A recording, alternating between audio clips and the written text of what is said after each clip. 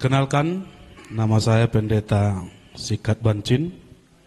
Biasa dalam nama dan marga saya selalu ada dua syarat. Nama saya Sikat 2K. Bila hilang satu, berarti itu bukan saya yang di depan. Berarti itu ada pembersih kamar mandi ataupun yang digunakan setiap Anda mandi. Dan yang kedua, marga saya marga Bancin, ada huruf N di belakang. Bila huruf N-nya hilang, apalagi itu bukan saya. Pasti mungkin tetangga sebelah saya. Kira-kira demikian. Saya bertugas sebagai pendeta HKBP di Resort Ambarita.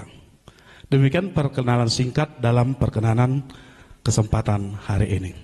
Kita akan membaca firman Tuhan yang tertulis dari 1 Yohanes pasal 2 ayat 15 sampai 17. Demikian. Janganlah kamu mengasihi dunia dan apa yang ada di dalamnya. Jikalau orang mengasihi dunia, maka kasih akan Bapa tidak ada di dalam orang itu. Sebab semua yang ada di dalam dunia, yaitu keinginan daging dan keinginan mata serta keangkuhan hidup, bukanlah berasal dari Bapa, melainkan dari dunia. Dan dunia ini sedang lenyap dengan keinginannya, tetapi orang yang melakukan kehendak Allah tetap hidup selama-lamanya. Demikian firman Tuhan. Saudara-saudara yang terkasih dalam Kristus Yesus, satu kalimat singkat yang mungkin sering kita dengar adalah hidup adalah perjuangan, hidup adalah perjalanan. Tanggal 21 April yang lalu, saya diajak oleh seorang penatua untuk mendaki bukit. Penatua mengatakan bahwa ketika kita naik ke Bukit Amang Pendeta, maka kita bisa menikmati Danau Toba. Dengan rasa penasaran, saya mengiyakan. Sepanjang perjalanan, ketika di pinggir jalan saya melihat bukit itu. Saya mengatakan demikian, simpel saja, karena bukitnya dekat kok. Tapi dalam perjalanan ketika si penatua mengatakan, ayo Amang Pendeta kita naik.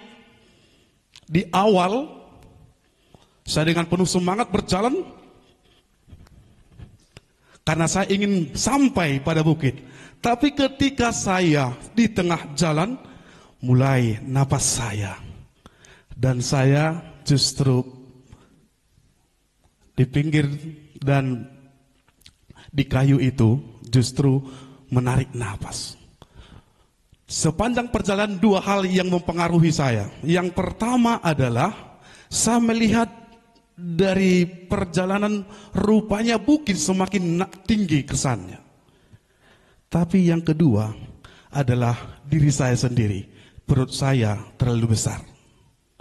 Karena memang ketika naik hampir jatuh, hampir mundur, perut buncit, tidak lagi bisa kesampaikan. Tapi ketika saya naiki proses, saya sampai ke bukit. Dan selalu melihat bahwa Danau Toba itu justru memang enak dipandang. Dan kesannya selama beberapa jam di bukit, kesannya tidak mau pulang. Dan memang kita berada pada kebahagiaan. Saudara-saudara yang terkasih dalam Kristus Yesus, justru apa yang kita jalani dalam hidup ini adalah itu suatu proses. Bagaimana gereja mula-mula ketika menghadapi satu tantangan, satu perjuangan yang mengatakan bahwa Yesus tidaklah sungguh-sungguh Allah, pergumulan jemaat mempengaruhi kehidupan persekutuan.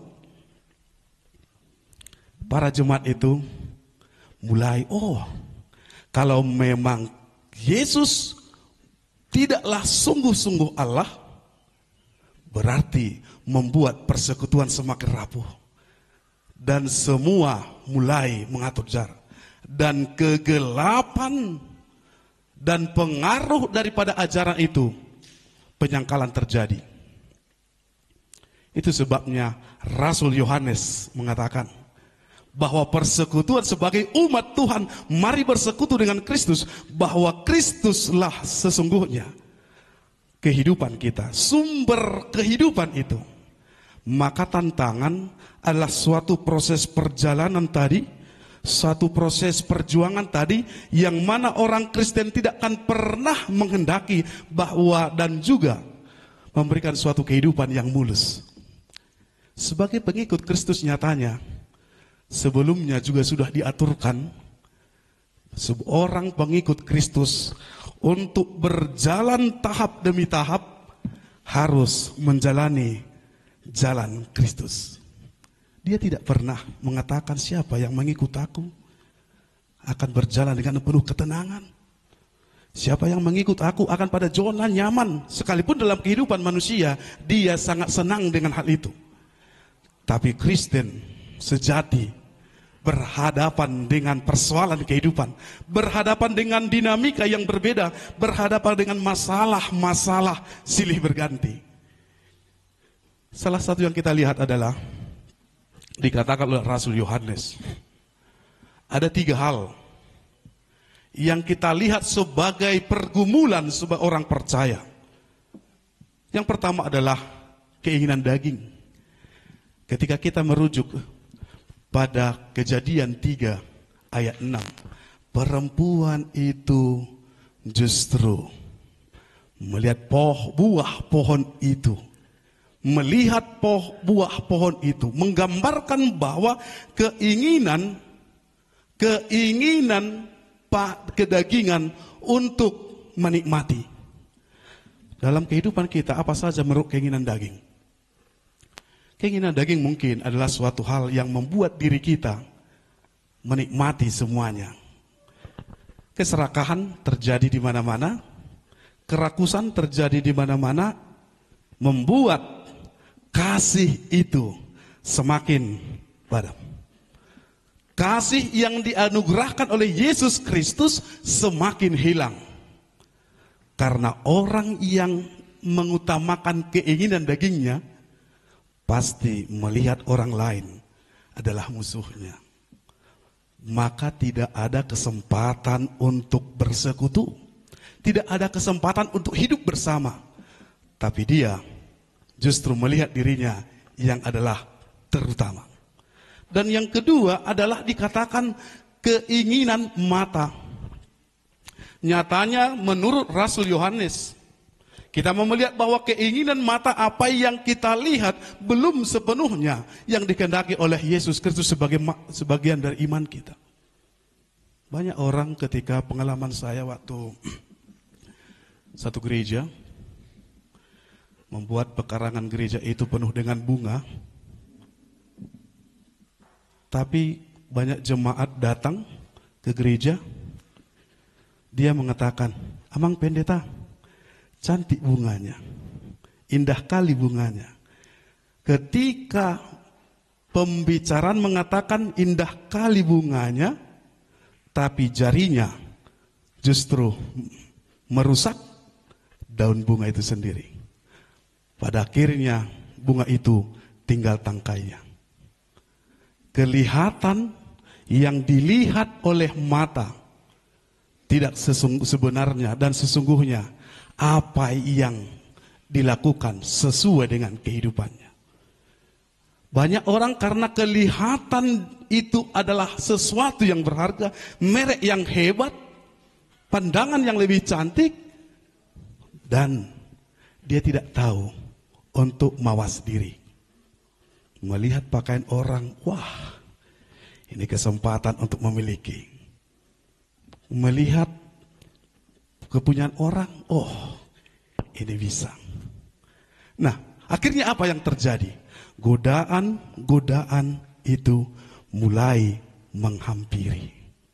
Ketika godaan menghampiri, godaan iblis menghampiri, maka pikiran yang picik mulai berinteraksi, mulai melakukan suatu kejahatan Dan itu yang tidak diperkenankan Tuhan.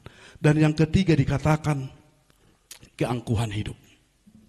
Ketika Kejadian 3 ayat 6 mengatakan bahwa memang buah pohon itu justru memberikan pengertian, maka siapa yang memakan buah pohon itu akan sama dengan Allah.